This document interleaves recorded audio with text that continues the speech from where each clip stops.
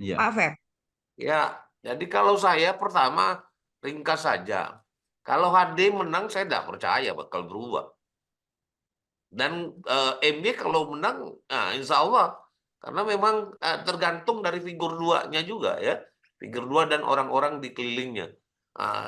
Dan Harry juga lebih percaya saya. Karena dia punya karakter yang apa ya, yang mumpuni ya. Pertama dia mantan bupati dan dia dikelilingi orang-orang yang punya karakter pembangunan. Ya, kita tahulah Pak Heri ada Pak Alex Nurdin ya, dan apa namanya MJ ini juga kita lihat di OI dulu beliau juga punya terobosan-terobosan nih, seperti yang apa yang disampaikan oleh Dr. Ardian ya. Tapi poinnya kalau anak muda itu kalau di Sumatera Selatan saya pikir kalau anak muda ya anaknya Pak Hade ya, anaknya Pak Hade, tapi dia tidak punya juga pengalaman. Jadi balik lagi ke hal-hal yang ini, dan ini bumerang loh bagi Herman Deru ya. Dengan apa yang dilakukan, lalu faktanya kemudian satu anak dan satu menantu tidak jadi, itu poin-poin peringatan itu. Apalagi beliau dianggap tidak loyal terhadap Nasdem misalnya. Ini saya pikir harus bekerja keras dia kalau mau menang lagi ini.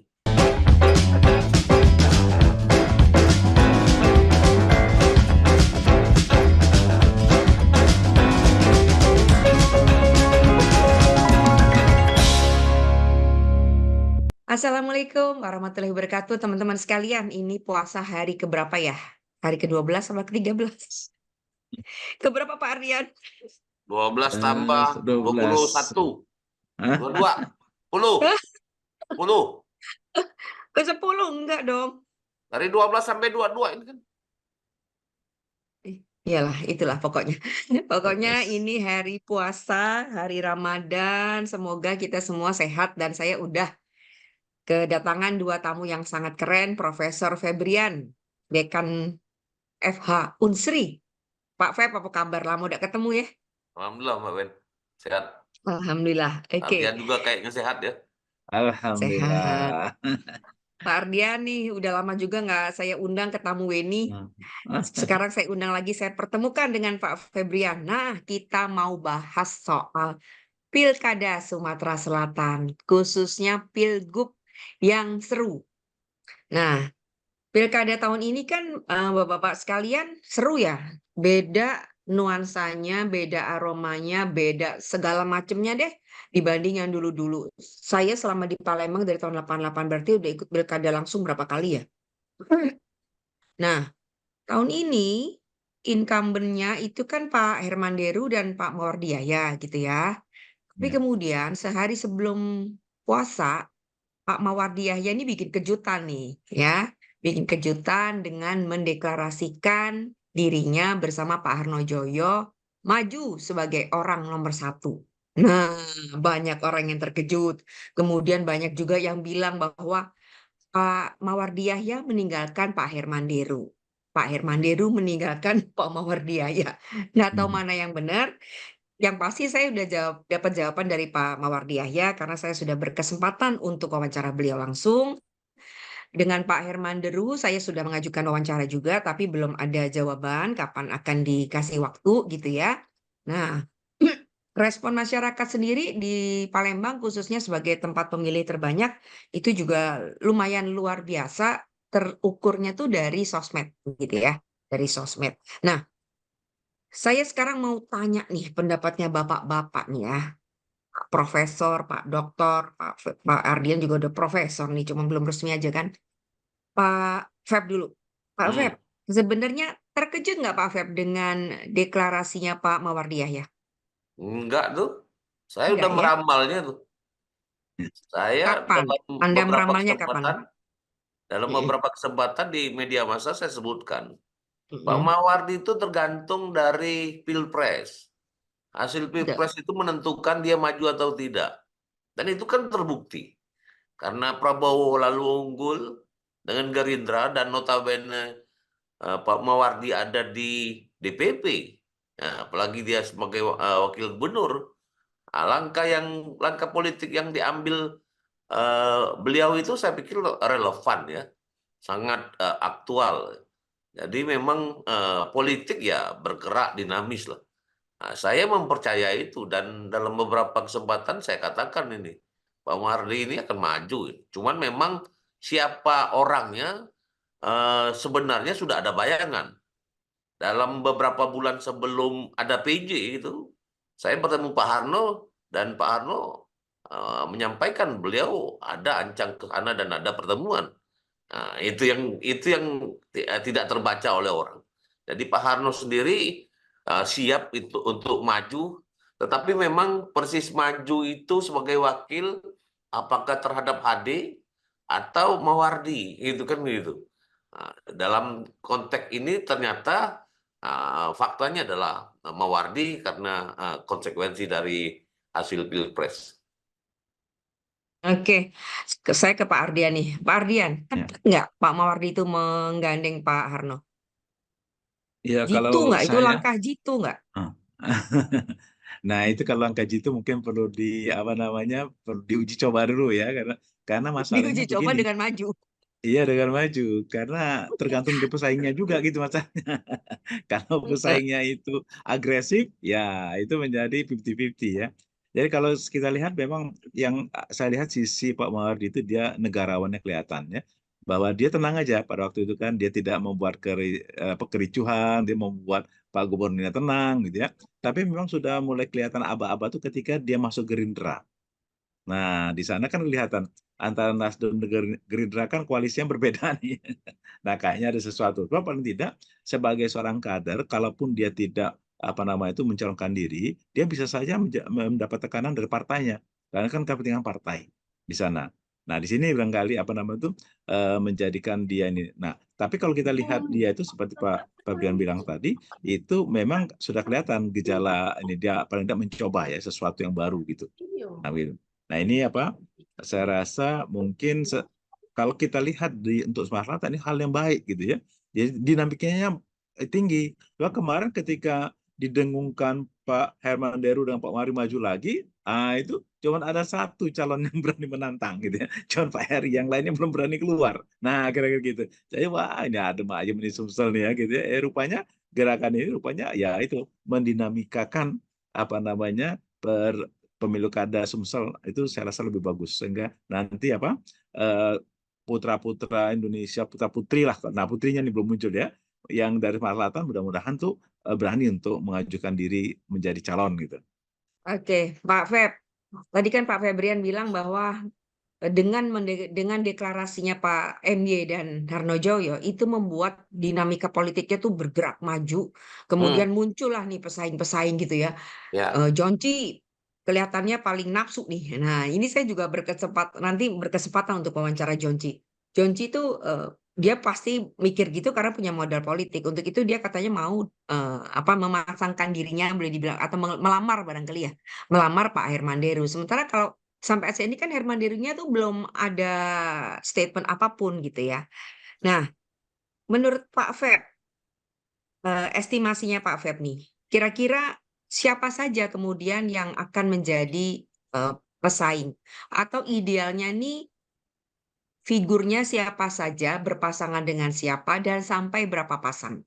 Karena nggak pernah terjadi nih misalkan selama ini Pilgub di Sumsel sampai ada 4 pasang. Kalau sekarang kan udah kelihatan nih, kayaknya bakal ada 4 pasang gitu loh. Hmm. Banyak sedikitnya kontestan, apakah itu berpengaruh pada apa ya? Pada keterpilihan atau pada pembagian wilayah gitu-gitu deh saya kurang paham nih. Nanti saya tanya dengan Bapak-bapak. Silakan Pak Feb. Ya, jadi HD ini sebenarnya lagi menunggu ya. Dia tidak persis lalu menyatakan, tapi kemarin sudah ada tanda-tandanya dengan pertemuan kami dan HMI di Jakarta kalau nggak salah. Itu Jonci sama Ade kan bertemu ya. Tetapi menariknya sebenarnya saya kan menawarkan satu nama ya, bupati, namanya bupati terkaya di Sumatera Selatan itu. Itu Devi Suartoni. Dan itu menjadi saya pikir jadi pikiran Hadi juga nama itu. Tetapi kan ada kendala partai politik ya. Karena Heri juga dari partai yang sama dengan Pak Devi. Ini poin-poin penting. Kenapa? Karena satu hal yang orang lalu mau menjadi partner itu ada ada modalnya. Nah, modal Devi itu kan elektabilitasnya tinggi itu di daerah itu. Nah, sedangkan Jonci kan kita masih pertanyakan ya. Nah, pergerakan semacam itu di samping tentu modal-modal lain ya. Dan inilah dinamika yang menarik ya. Dan ujungnya saya pikir Devi tidak akan maju lah. Devi tidak akan berpasangan dengan HD dan HD tetap akan berpasangan dengan JM ya. Kalau kita sebut inisial itu Jonci itu kan inisialnya JM. Apakah 3 atau lebih pasangan? Saya pikir yang paling relevan itu 3. Ini menarik sebenarnya karena kita tidak bisa membagi peta politik Sumatera Selatan itu dengan logika rasional. Nggak normal di Sumatera Selatan ini. Orang itu juga, itu Pak Ardian nanti bisa bicara soal kesukuan dan segala macam itu. Tapi menariknya itu yang realistis, fakta. Saya pikir tidak sampai 4 nanti itu. Muncul 3 pasang nama itu. Yang lain itu saya pikir berpikir ulang ya. Tetapi menariknya juga sebenarnya kalau Mbak Wen dari awal menyatakan ini luar biasa ya kontestasi di Pilgub Sumatera Selatan. Dari aspek visi sebenarnya tidak ada yang hebat betul ya. HD ya begitu-begitu aja. Dari dulu yang disebut pembangunan berkelanjutannya itu juga tidak kelihatan di Sumatera Selatan. Saya mengkritik itu keras loh. Jadi apa yang dikerjakan oleh Hadi dan MY ya tidak kelihatan dalam 5 tahun kepemimpinan itu. Barangkali ruang ini bisa diisi oleh Heri Amalindo ya. Nah, itu menariknya. Kalau memang kita mau lihat perubahan mau tidak mau ya kita harus berpikir ekstrim lah memilih ini sehingga ada ya nuansa perubahan juga. Perubahan kan bukan berarti jelek ya. Perubahan untuk melanjutkan, perubahan untuk membuat yang baru menjadi hal yang menarik di Sumatera Selatan. Oke. Jadi yang satu pasang lagi itu Heri Amalindo dengan siapa? Estimasi. Yang ini Heri Amalindo ini kan juga sebenarnya lagi menghitung hari atau menghitung apa ya. Nah itu satu kelemahan beliau tuh. Jadi kan beliau kan ada di ISMI ya. Nah, ISMI itu penuh dengan orang-orang pintar, penuh kiai segala macam. Tapi dari penuhnya itu sulit memilih. Nah, barangkali bukan ISMI dia, kawan sebelah bisa juga. Nah, menarik kan? Ya, kalau kita sebut Oku kan ada Oku Raya itu kan salah satu. Oku Induk dulu kan ada pecah lagi. Nah, barangkali di daerah itu bakal diambilnya. Karena kan pengamat juga percaya bahwasanya faktor suku Komering lebih banyak jumlahnya di Sumatera Selatan. Nah, itu ada pengaruhnya. Itu masih berlaku yang kayak gitu Pak Feb ya, memang. Wah itu dia, itu yang saya bilang tidak rasional dan normal itu. Oke, Pak Ardian coba tolong dilengkapi tuh hipotesanya atau tesisnya. Ya, kalau kita lihat dari ini ya, dari itu cerminan pemiluhan yang sudah terjadi ya, terutama yang pemilu serentak ini tadi ya, itu memang kelihatan itu ada sedikit terobosan, yaitu adanya suatu geliat dari partai politik ya, yang ikut masuk seperti Nasdem naik ya, kemudian itu PDI agak turun sedikit ya, Golkar naik lagi. Nah, ini ada dinamika di lapangan. Nah, kalau kita melihat dari perjalanan historis politik Indonesia Sumatera Selatan, kemudian juga dikaitkan dengan munculnya calon-calon ini tadi, memang ini kita itu masih berorientasi paradigma berpikirnya tradisional. Coba yang lihat, ini calon-calon ini kan calon-calon kepala daerah yang lama. Kalau kita tanyakan misalnya, apa sih prestasi mereka? Nah, ini yang ditanya Pak Febrian tadi ya. Soalnya, tapi ini begini, mudah menilainya, masyarakat mudah menilai, tapi masalahnya adalah masalah kita yang tradisional. Jadi nggak berpikir rasional. Yang diandalkan mereka adalah kedekatan, kekerabatan. Kalau kita melihat kekerabatan yang selama ini ada, suku di Sumatera Selatan ini kan ada terbagi menjadi 3 suku besar ya, yaitu suku Komering, suku Musi, dan suku Semendo. Nah, 3 besar itu. Nah, 3 besar ini yang selama ini bermain ya. Jadi Komering kepada Pak Hadi misalnya, kemudian yang tadi ini, ini yang disampaikan Pak Febrian tadi, dari suku Musi ini belum muncul nih. Suku Musi. Nah, mungkin lah Pak Devi itu mungkin muncul, bisa jadi ya. Nah, yang dari Semendo, Harnojoyo. Nah, permasalahannya adalah memang Harnojoyo itu dikenal di Palembang gitu. Di Semendo nggak terlalu kenal ya. Artinya Pagarala, Muara Enim, Lahat ya. Nah, itu nggak dikenal. Nah, jadi kalau dia mengambil cara tradisional, memang adalah orang-orang tokoh-tokoh yang berasal dari situ. Kalau melihat dari pergerakan selama ini ya, dalam ini ke Sumatera Selatan itu tidak terlepas karena masih berpikirnya tradisional tadi. Nah, namun bisa ada jadi suatu terobosan kalau kita melihat dari kenaikan atau dinamika suara partai politik yang ini ya, yaitu siapa? Yaitu adanya orang baru yang di luar struktural, seperti contohnya wakil perempuan, wakil anak muda. Nah, itu bisa. Ya, contoh nih, misalnya dari Nasdem itu, alangkah baiknya, bukan baik apa istilahnya, akan meriah ya gitu ya kalau seandainya Ibu Irma itu turun gitu misalnya. Di Jakarta dia sudah ngetop tuh ya orang Nasdem. Nah, dengan cara dia yang belak-belakan tuh mungkin untuk Selatan cocok tuh. Ya, kalau dia bergerak tuh hantem aja. Nah, seperti itu. Nah, jadi jangan sampai nanti kita itu dari Selatan tetapi gayanya gaya rutin aja kayak birokrat. Karena mereka itu terlibat birokrat. Jadi kalau birokrat tuh apa yang udah lakukan dulu udah lanjutkan aja sini. Jadi faktor istilah quantum leap yaitu loncatan-loncatan kesejahteraan itu sulit untuk dipegang. Misal contoh, kemarin katanya Sumatera Selatan ingin membuat suatu BUMD ya untuk mengolah hasil perkebunan Sumatera Selatan ya. Nah, untuk mengolah kenyataannya enggak. Nah, itu seperti itu ya. Ternyata enggak ada. Nah, kemudian inflasi di Sumatera Selatan kan tinggi. Enggak ada katanya mau di ini mengolah pabrik membuat pabrik karet gitu ya. Nah, nggak ada terobosan-terobosan itu gitu. Nah, ini kan perlu nggak hanya cita-cita, tapi harusnya caranya juga harus cara modern. Nah, barangkali ini bisa dari sisi anak muda tadi, ya milenial tadi, atau dari Oke, segi perempuan yang oke. berwawasan jauh gitu. Jadi gini tunggu Pak Ardian, sebelum saya lupa nih soalnya. Menarik nih ya kan ini maksud Pak Ardian ini kira-kira tuh bisakah Sumatera Selatan tuh menjadi seperti Indonesia Mini ketika pertarungan Pilpres gitu ya. Di mana Betul. tiba-tiba ada menyeruak anak muda yaitu bernama Gibran Hmm. menjadi cawapresnya Prabowo. Mungkinkah di Sumatera Selatan ada seperti itu gitu ya. Kita ngelihat di Hmm. anak muda Sumatera Selatan siapa misalkan Hmm. ya. Kalau tadi Pak Ardian bilang Mbak Irma Nasdem itu kan Hmm. secara umur kira-kira seumur saya gitu ya.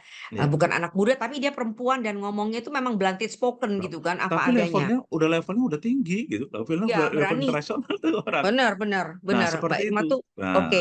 Nah, Nah, itu kan saya nyambungin dari Pak Febrian nih. hmm. Maksudnya mesti kita tuh ada perubahan. Masyarakat tuh pengen ada Betul. perubahan gitu ya, Pak Feb Iya. ya. Ya, Ada betul. sesuatu yang baru nih yang ditawarkan buat masyarakat Sumatera Selatan gitu loh. Ya. Nah, tapi apakah itu relevan atau relate keinginan orang Sumatera Selatan dengan keinginan kita nih sebagai kaum menengahnya gitu. Sementara kan masyarakat Sumatera Selatan boleh dibilang mungkin 70% tuh masih tradisional, Iya. Pak Feb. Ya, jadi kalau saya pertama ringkas saja.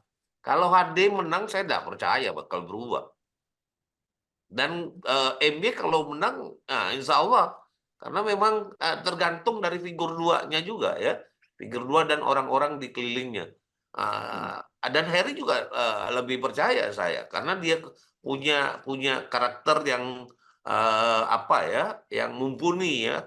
Pertama dia mantan bupati dan dia dikelilingi orang-orang yang punya karakter pembangunan. Ya, kita tahulah Pak Heri ada Pak Alek Nurdin ya, dan apa namanya MY ini juga kita lihat di OI dulu beliau juga punya terobosan-terobosan nih seperti yang apa yang disampaikan oleh Dr. Ardian ya. Tapi poinnya kalau anak muda itu kalau di Sumatera Selatan saya pikir kalau anak muda ya anaknya Pak Hade ya, anaknya Pak Hade tapi dia tidak punya juga pengalaman. Jadi balik lagi ke hal-hal yang ini dan ini bumerang loh bagi Herman Deru ya. Dengan apa yang dilakukan. Lalu faktanya kemudian satu anak dan satu menantu tidak jadi, itu poin-poin peringatan itu.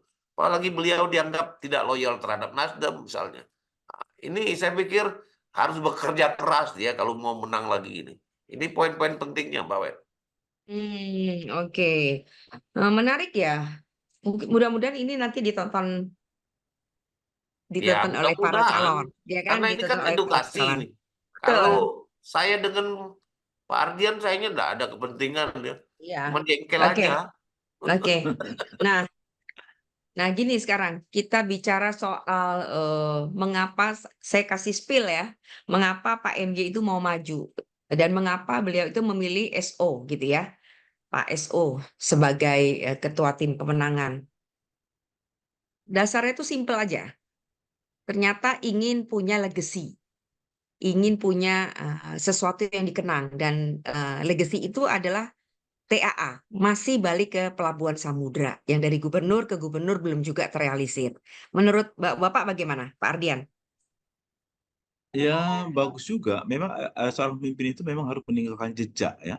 Jadi selain itu merupakan kenangan, tapi itu merupakan satu tonggak pembangunan gitu. Memang kan Sumatera Selatan sebagai suatu provinsi yang besar ya di Indonesia ini harus benar melakukan tindakan itu memang. Makanya perlu suatu apa namanya terobosan-terobosan gitu. Tidak seperti ini saja.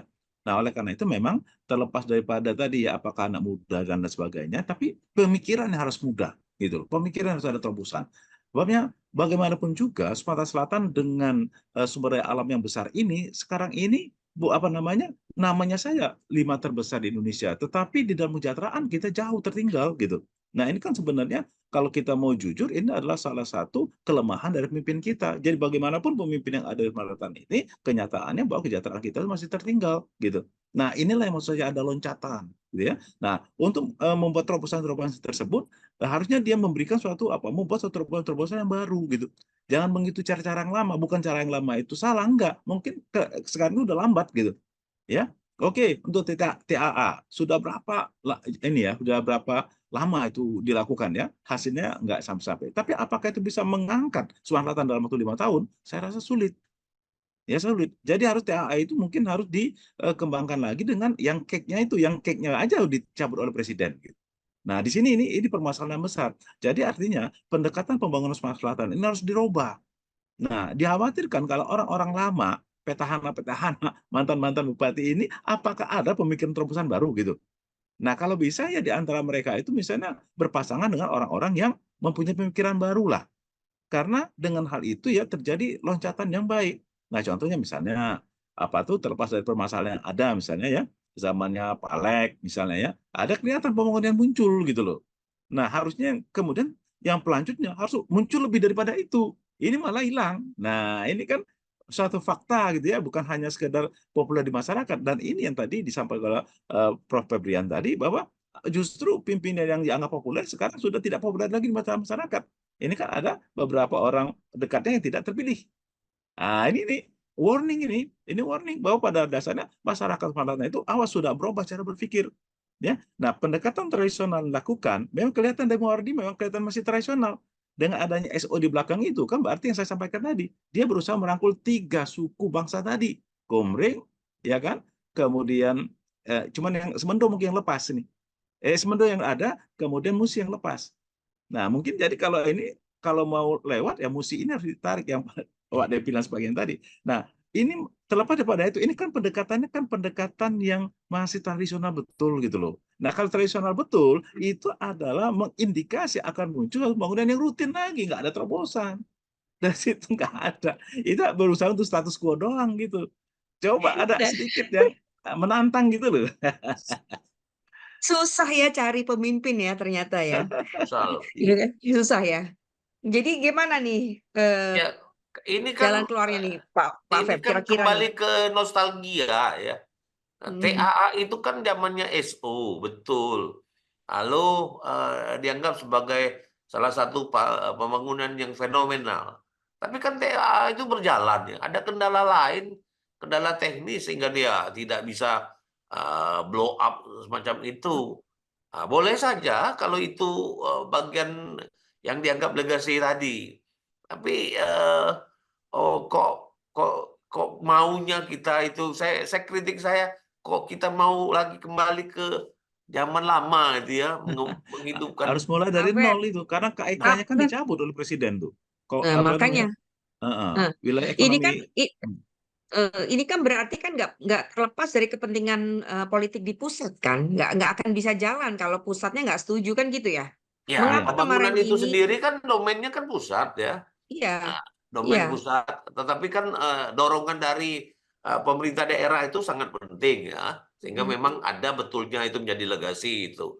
Tapi poin lainnya itu bukan di itu, saya 50-50 saja melihat SO masuk.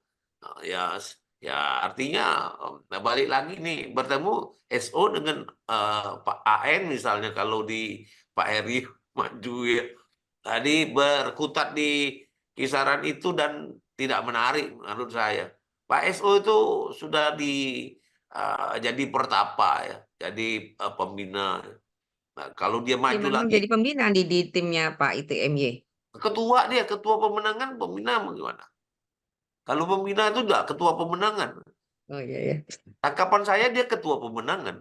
ketua kemenangan. Hmm. Oke, jadi Anda berdua melihat Pilgub tahun ini masih nuansa lama. ya,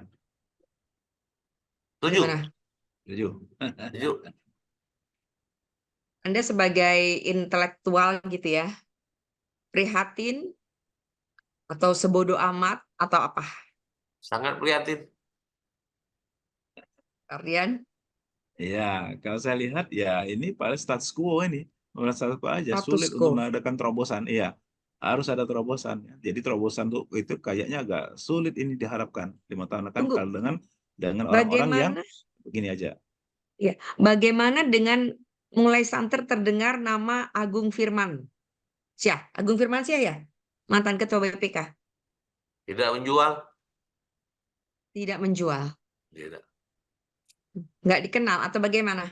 Ya, track record ya. Kalau Agung Firmansyah yang mengandalkan Kahar Muzakir ya.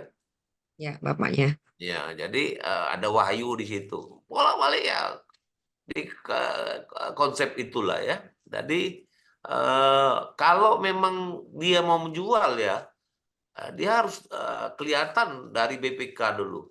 Nah, kan yang keluar dari statement beliau itu adalah beliau tidak akan maju di Pilgub. Tapi kan bisa saja terjadi beliau maju kan. Bagi saya beliau tidak menjual. Ardian, dengan nama baru tersebut yang mulai terdengar nih. Ya, barangkali ininya apa namanya boleh saja dia muncul ya. Tetapi itu saya bilang tadi, dia mungkin pengalamannya perlu diuji coba lagi ya, karena pengalaman lapangannya belum terlihat. Dia kan masih di auditor BPK ya, pengalaman di sana dia bisa. Tapi sebagai pemimpin lapangan, pemimpin bangunan itu belum terlihat ya, gitu. Oke. Jadi Anda pesimis atau optimis melihat Pilgub kita ke depan? Kalau saya optimis keberhasilannya ya. Tapi kalau orangnya, figurnya, saya pesimis kok. Masih kayak lama. Ya, Pak Arya. Dan saya melihat gini, maunya optimis ya. Karena apa? Saya melihat dari sisi bahwa yang sedang digadang-gadangkan sekarang itu kan belum keputusan partai. Sedangkan yang Oh, mempunyai hak itu adalah partai politik. Mungkin ini betul. hanya adalah trik-trik manuver mereka saja itu untuk melihat ini. Dan yang terakhir adalah tentunya pertimbangan dari partai politik. Nah, partai politik pengusung nanti akan mempertimbangkan dari secara komprehensif lah ya, yang mana yang cocok. Jangan-jangan nanti pasangan ini berubah lagi gitu ya. Cuman itulah Hmm, titipan pesan kita, kalau bisa orang yang menjanjikan untuk masa depan yang lebih baik gitu. Jadi ini ya peningkatan kesejahteraan lah paling tidak begitu. Ya, peningkatan oke. kesejahteraan artinya suatu loncatan perbaikan yang signifikan bagi kesejahteraan orang Sumatera Selatan. Oke, teman-teman sekalian, itu tadi pendapatnya bapak-bapak yang pinter-pinter, yang senantiasa setia mengomentari soal perpolitikan di Sumatera Selatan. Hasilnya bagaimana? Kita akan terus ya diskusi seperti ini ya, supaya Ya, masyarakat juga tercerahkan gitu ya. Kita sebaiknya ya. mimpin gubernur ke depan yang seperti apa. Terima Ya. kasih. Wassalamualaikum warahmatullahi wabarakatuh. Salam Waalaikumsalam warahmatullahi warahmatullahi wabarakatuh. wabarakatuh.